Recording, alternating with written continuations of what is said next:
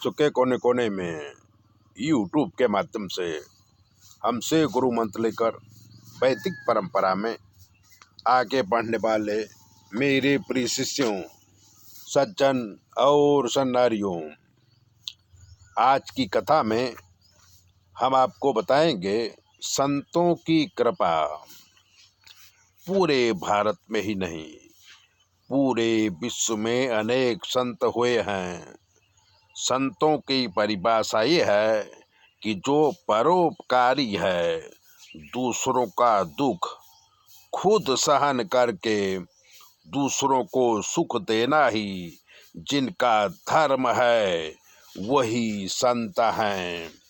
तुलसीदास जी कहते हैं कि संत हृदय नवनीत समाना, बरनय कवि पर बरनि न जाना।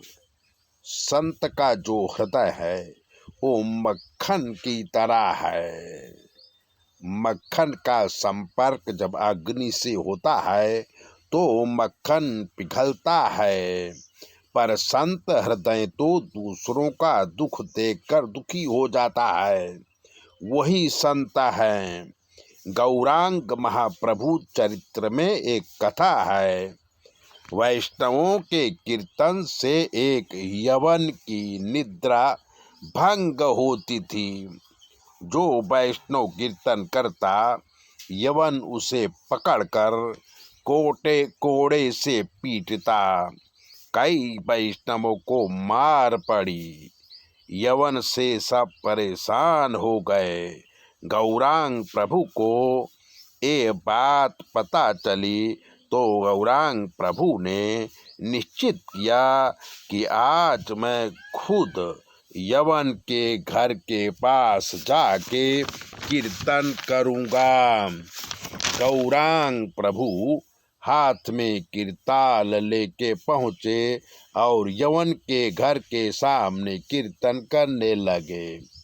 राम राघव राम राघव राम राघव पाहि माम, कृष्ण केशव कृष्ण केशव कृष्ण केशव रक्ष माम।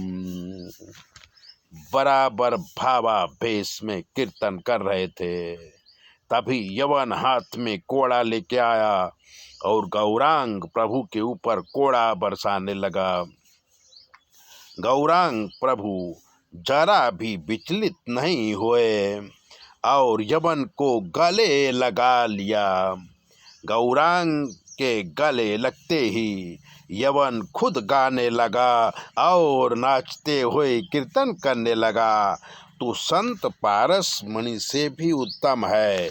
पारस मणि लोहे को सोना बनाता है, पर अगर संत की दृष्टि मिल जाए तो संत दुष्ट पापी को भी संत बना देता है।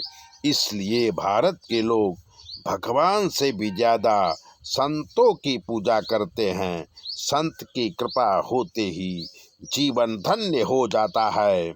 राम ते अधिक राम कर दासा। एक नाथ बड़े संत थे। उनके यहाँ भगवान नौकर बनकर रहते थे। ऐसे अनेक संत हैं जिनके यहाँ राम रोटी मिलती है, पर धन कहाँ से आता है आज तक कोई जान नहीं पाया। मित्रों, तो संतों की बड़ी महिमा है। हमें संतों के दर्शन करके उनकी विद्या का, उनकी भक्ति का, उनका आशीर्वाद लेना चाहिए। ऐसी ही बातें जानने के लिए चैनल को सब्सक्राइबर कर दीजिए, लाइक कर दीजिए। और अगर आपके जीवन में कोई कष्ट है तो 9825200108 पर फोन कर लीजिए। हम आपको बताएंगे कि आपके जीवन में क्या कमी है और आपको क्या करना चाहिए। चैनल सब्सक्राइबर जरूर करें।